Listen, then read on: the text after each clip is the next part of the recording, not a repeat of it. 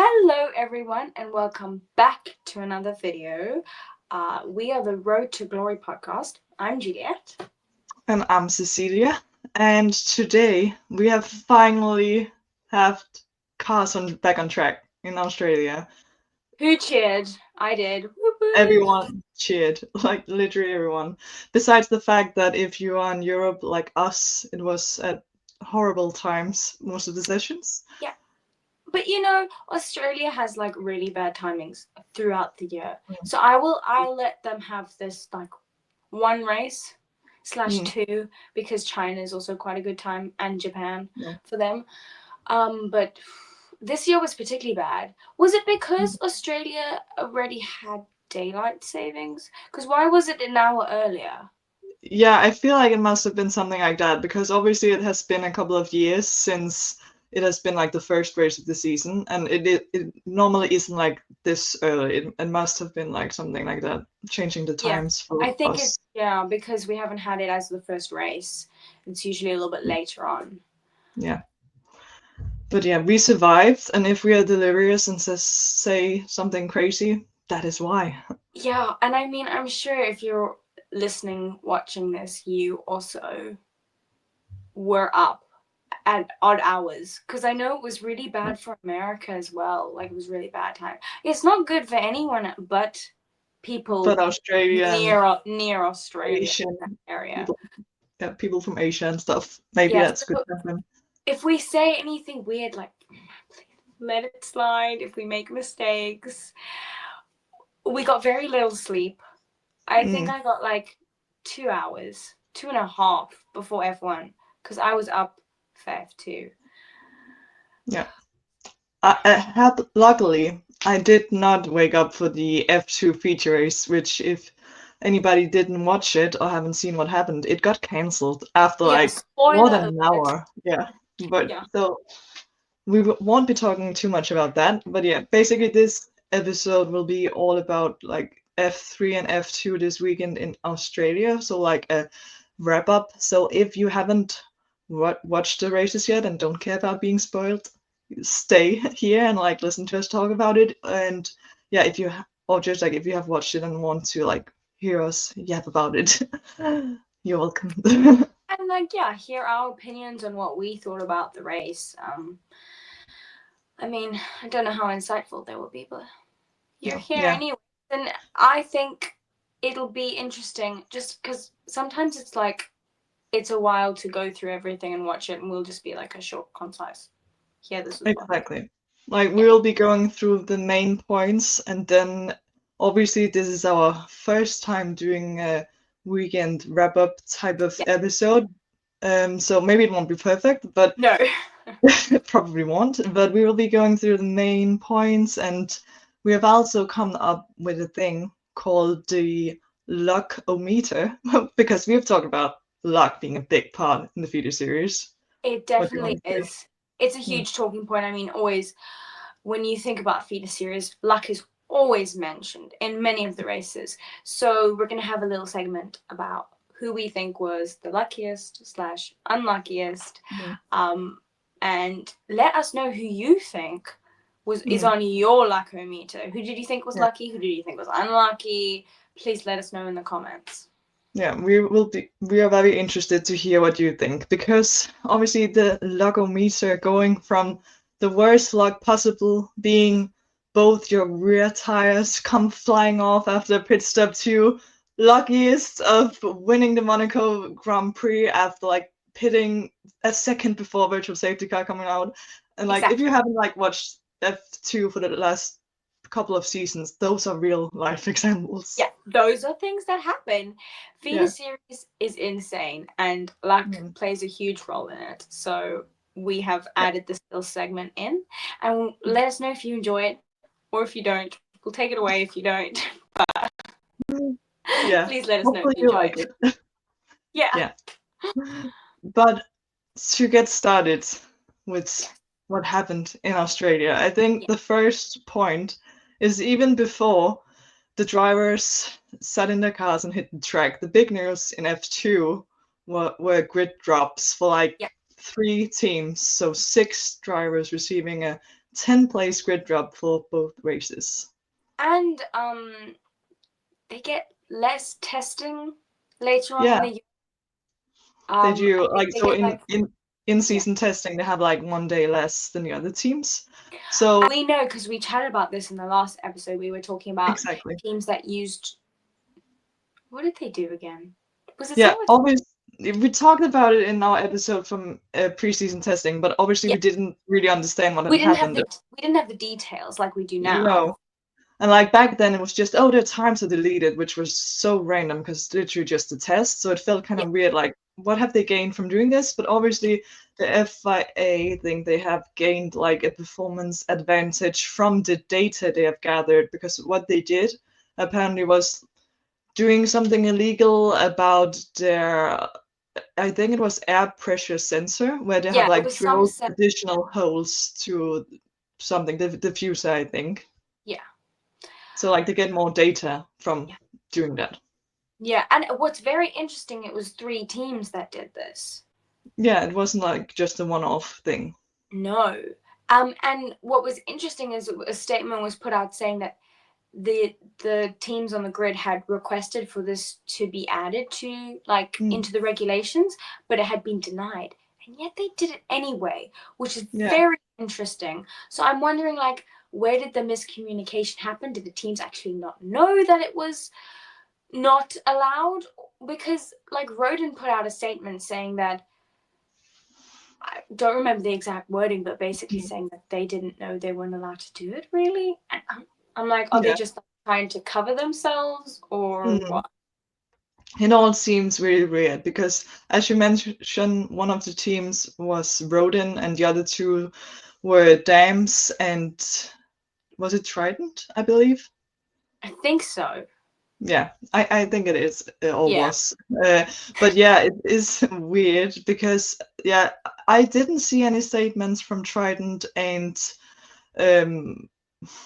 Dams. No. Obviously, you mentioned the Rodin statement where they also said, like, as you say, they didn't know it wasn't illegal because otherwise they obviously wouldn't have done it. And then also, like, they don't believe they gained anything from it, which is like questionable because it feels like kind of a big punishment for It's these a teams. huge punishment. The FIA really seem to think they've gained from it.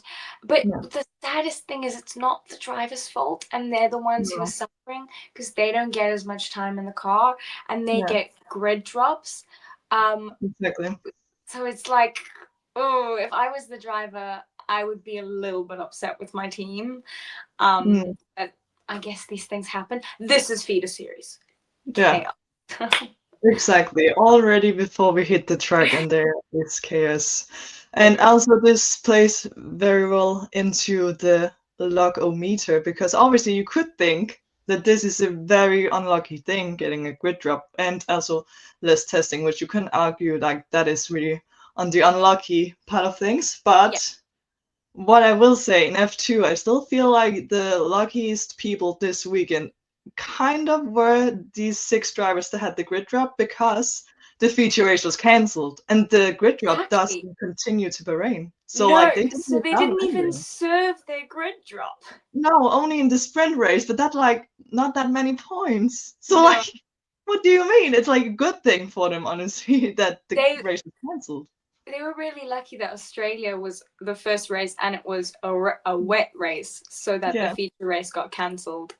So like there's ups and downs at least. There really is.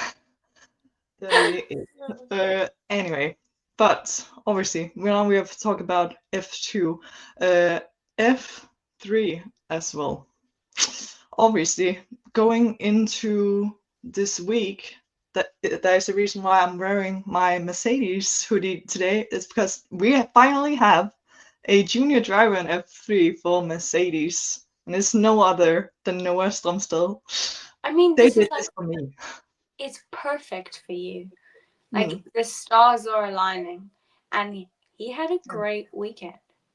He really did. I was really surprised. Obviously, Trident having a front row lockout in qualifying with Rafa Camara and Noah Strømsted, which was really great.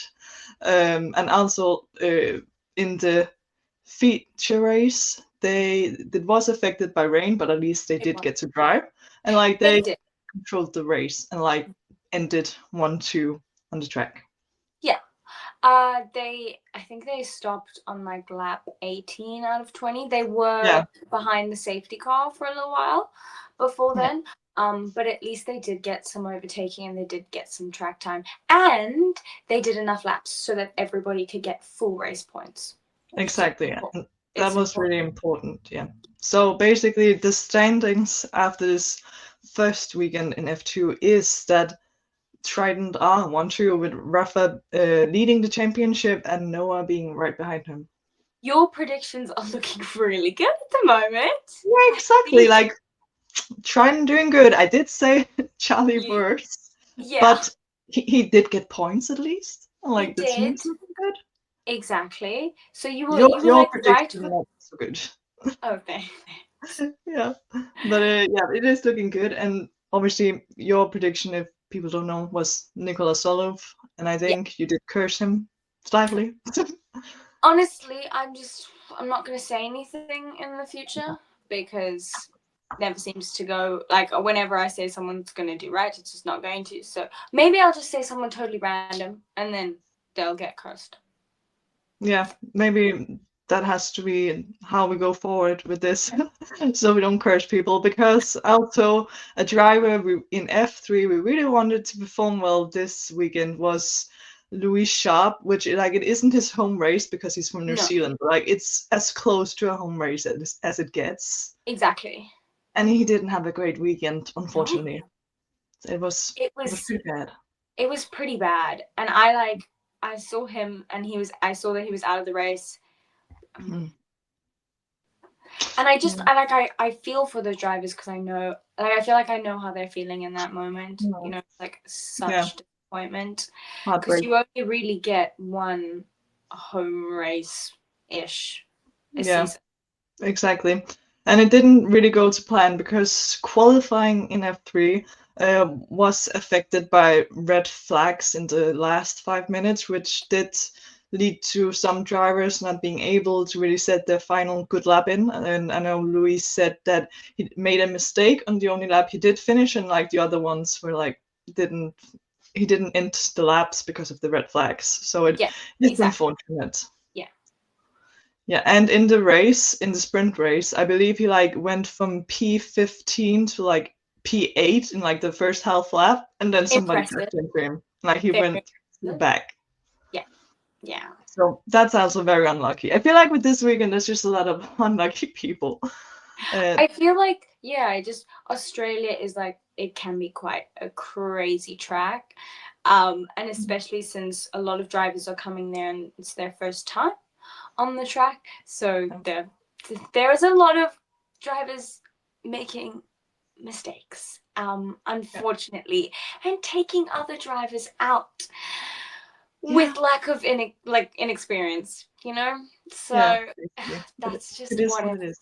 That's what F3 and F2 are like. You just gotta get it. It is just bad luck sometimes if another driver accidentally takes you with them, like in their crash. Because like that's what happens. You know, Dams was really struggling this weekend. Yeah, they were having a rough time. Talking about Dams, I was actually thinking about like looking at the team's championship right now. Obviously, again, we've only had one weekend out of 10. There's a lot of time to go. Yeah. But we have already said we jinx people. I said Prema as the team's champion, and they were worse than the new team Dams. Like they got 2 points. Like what is this? I said like, oh, maybe they will struggle with this new F3 car. What do? They struggle with the new F3 car. Something. They're unlucky. I don't know. It's bad. I just like seriously. It's like the commentator's curse, but like the podcaster's curse. I don't know. No, it's so bad. Like they got 2 points, so at least they're not last. ART are last right now, which is also painful because like they are the ones that have like the only Australian driver on the grid, and he didn't exactly. have a nice weekend either. Yeah. So yeah, it's a home race curse because if you saw the F1, like Oscar did not. Exactly. Like you can't conquer the curse. It's just too powerful. It is.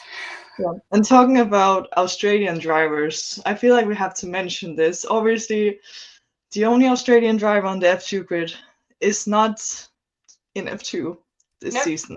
not racing this year, and we don't have any information on Christian Mansell and when he's going to be back. At least he didn't serve the 10-place grid penalty job. That's true. He did do testing, but he didn't Yeah. serve it because obviously he's not in the season. Amory Cordial did. He shame. He came in and suddenly it's like, oh, this was done to your car, so you have to you have to serve the penalty. To suck. It's just too bad. Like, there you go. Yeah. So Christian was like, yeah, no, I'm not gonna do this. Emery, take the 10th place. Take it. Yeah, no, but anyway, it's really sad because obviously it's because of personal reasons that he won't be driving this season, and it came like literally out of nowhere, and we still haven't heard anything about it. No, we really hope that he's okay. We really do. Honestly, that's what's most important. Absolutely. I mean, like, I'm curious and I'd love to know, but I completely respect his privacy, and he's obviously not told the public for a reason. And we just really wish him all the luck. And I feel awful because it's a lot to suddenly drop out of his season. Yeah. Like 2 weeks before, roundabout. Yeah. So, unfortunately, we did not have an Australian in the F2 grid this year. Yeah, but we hope he will be back in the future, and we will be rooting for him because honestly, he was the driver I was planning to like really support this season. So it is really sad, but obviously there is a reason why he's not here, and we hope for the best for him and the people around him. Yeah. So talking about F2, and obviously we have talked about like the drivers with grid drops being the lucky ones. This weekend, on the other side of that, of the logometer, the unlucky people, I would say that Victor Martins was really unlucky this weekend. Yeah. Like, obviously, if you don't know, he inherited pole position from Gabriel Mini because he got a grid penalty for impeding Crawford, which like that's unlucky as well. But like Victor Martins crashes out in the sprint race, and we're like, oh well, that's okay. He started. It's fine. He's starting pole. Yeah, he's starting pole tomorrow. Like that's the day of the big point. What happens? The race is cancelled. The race is because of rain. Oh my goodness! I was awake. I was awake at 12:30 watching. I was ready to see F3. I mean F2 going. I was so ready. And then I was like, okay, maybe it's gonna be started a little later. Maybe the rain will lighten up. It did not. I mean, they were on the grid. They did a formation lap. Then they go into the pits. What happened? Alex Dunn is in front of a queue of cars. He stalls. And if you don't know, F2 and F3 cars, you can't restart them by yourself. You need to have somebody come and put in the back of the car, and then they like manually restart it. So he can't restart the car. Poor man jumps out the car in the pouring rain, starts pushing his car down the pit lane. Luckily, he got back in when the marshals came over and started pushing his car. But it's just really unfortunate that F3. I mean, it's not unfortunate, as mentioned earlier, for the people who didn't get to serve their grid jobs, which was good for them. But it's unfortunate that we didn't get to see that racing, and those points were just not given out because obviously there was no laps that were done. It was really unfortunate because also like in F2, they have 14 race weekends, so and obviously the double amount of races because they have a sprint race and a feature race each week. But still, like missing a race and like knowing you could have started pole, imagining you could have won the race. Like I feel like everybody would be imagining that almost because like anything could happen in a wet race, but it is so unfortunate. At least Victor did get the 2 points for pole, which I was actually questioning if he would get that because obviously the race didn't really start. But he did get the 2 points, so that's something. That is something. That's like a condolence. Here you go. Here's 2 points. Exactly. And also just like with our predictions, I feel like in F2, Mm, my God, did I get like close already like in the first weekend with the people I mentioned? Because obviously I said Gabriele Mini for the yeah, championship, but he did take pole before he got the he grid did. drop. He also did get points on the board, which is Hmm. something. And obviously I said the unknown ART driver, which turned out to be Victor Martins, which then inherited that pole Oh, position. Yeah. exactly. And then as the final thing, I said, and all my prediction will be wrong, and Richard for sure will win everything because this is his 5th season or something. And he was like, what, starting 3rd or something? I know. It's insane. Like, for once, I didn't jinx things, but like, then the race was cancelled, so the universe was like, you can't have this. It's too good to be true. Exactly. They were like, you are having too much luck. Go Yeah, away. I feel like, exactly. Like, we can't do this. yeah, my prediction wasn't too bad, obviously, because I was like Luke Browning. Mm. And in the sprint, he did come third. Thank you. So, you know, at least Uh, there's that for me. That was like my only shining spot of the weekend with my predictions. True. But obviously, it's a long season ahead. A lot Yeah. of things can change. And obviously, talking about the logometer being like a big segment in our wrap ups now, I feel like we can't talk about people being lucky Mhm. without talking about the number one lucky thing, person, species at this track, which obviously were the ducks at the track. Like Oh my living god. their best life, being like front row to all the cars, all the action. I want to be Having at that. having a field day, Yeah. splashing in the puddles, especially during the F2 feature Mm. race, which didn't happen. Like they're doing their formation lap, and Arvid Lindblad's going around. He's like, "Look at the ducks." He was just Yeah, watching the ducks. He loves the ducks as really. much as we love the ducks. So Exactly. Like appreciation for the ducks. It's great. exactly, and they're really cute as well. I loved seeing Yeah. them there, and they were just like in the water. Yeah. Like in my future life, I want to be one of those ducks. The ducks on the Albert Park circuit. Yeah. Park something. Yeah. Uh, yeah, that's amazing. So basically, obviously, we only had the sprint, so there's not a lot of points on No. the leaderboard yet. But the driver we did hint at having a rocket ship underneath him. We did. Just, We really did. we literally did. Like he won the sprint race. It's Joshua Dirksen And winning I the mean, first race. it wasn't like he won the sprint race with dominance. He started on Yeah. pole, he pulled away, and he raced. He had such a good race, and he won it clean and square. So, I Yeah. mean, who knows if he still has a rocket ship under him or it's Yeah. just talent. We don't know. Maybe a mixture of both. Because I feel bad like saying, oh, it's just because you have a good car. Yeah, I exactly. You maybe he does have an advantage. We don't know, but he still needs to like get the car there, like in one piece. He still has to get the car for all of those laps through it. So he has to keep on Exactly. track, and he does. Yeah. And he keeps everyone behind him. So I think it's probably maybe it's a combination, or maybe it's just talent. Exactly. We don't know, and like we will see how things progress for him. I actually think he did start second, but like took the lead Oh, immediately. like right in the beginning. I think you're right. Yeah. Exactly. And also like this weird statistic about he is the first person across F2's history to like win consecutive feature races across seasons because apparently like he won in Abu Dhabi as well. Oh, true. So he won. Yeah. That's Yeah, so like last interesting. season's last feature race, and then obviously the next feature race is in this year. Like Yeah, it's a sprint race, but yeah. oh yeah, so it's just like consecutive races basically. Races. Yeah, Yeah, that's what the point. But because obviously the feature race wasn't driven. So didn't happen. Yeah, consecutive races across seasons. He's seasons. apparently like the first person to do that. I think he's someone to look out for this season. Mm, It'll be very interesting to see.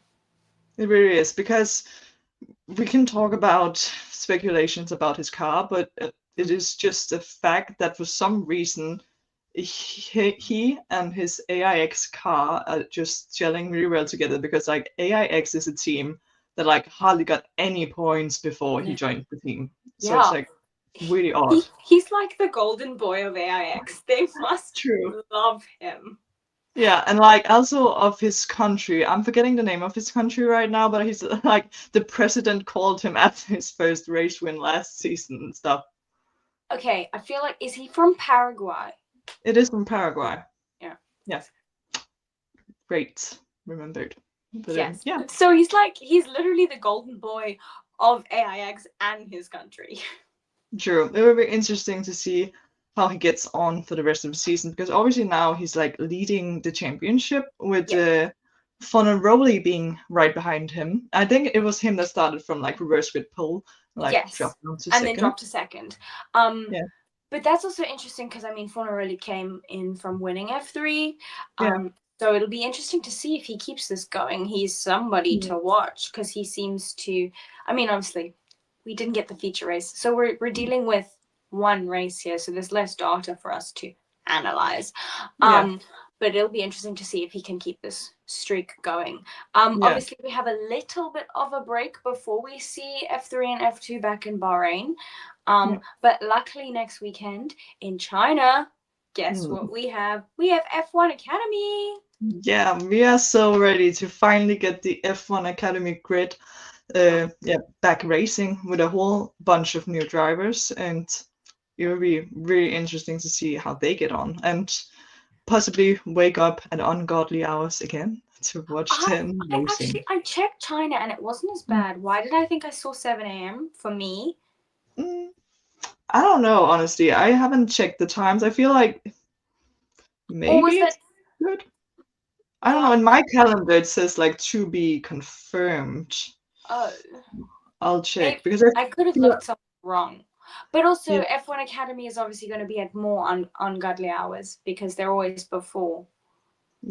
One. Yeah, I don't know. I just know. Oh, here are the times. Are they? Oh God, they're track times. That doesn't help me much. I just know that F1 is at like 7 a.m. your time. So like F1 Academy must be. They must be earlier. Yeah. But yeah, regardless if we like wake up to watch them, we will watch them at some point, and we will make sure to like give you a wrap up of everything that happened. Completely. So I hope you enjoyed this episode. I hope it wasn't too chaotic. I mean, we're both running on quite little sleep because today, when we're filming this, is Sunday. So we literally just had everything happen quite recently. Exactly. But I hope it was still enjoyable and that you come back next week for our wrap up on F1 Academy's weekend. Please check out all of our other socials.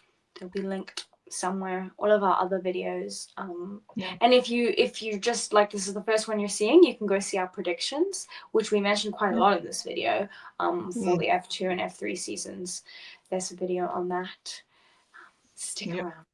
Yeah, and I'm sure our future videos will be more cohesive and like not jumping all over the place, basically.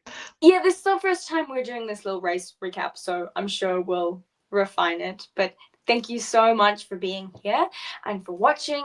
It really motivates us to see that there are people here and interacting with us. So thank you so much. And if you're stuck around till the end, we really appreciate you. We really do. Obviously, we couldn't, or like, it wouldn't make sense to make this if you weren't here. So, like, thank you so much for that. And like, we hope you enjoyed it and you'll come back for more interesting content. And on our Instagram, we are almost at 100 followers soon. So party time. If you haven't followed us yet, go do it. And if you're one of those followers from Instagram, follow us on YouTube and Spotify because we have like not as many followers here.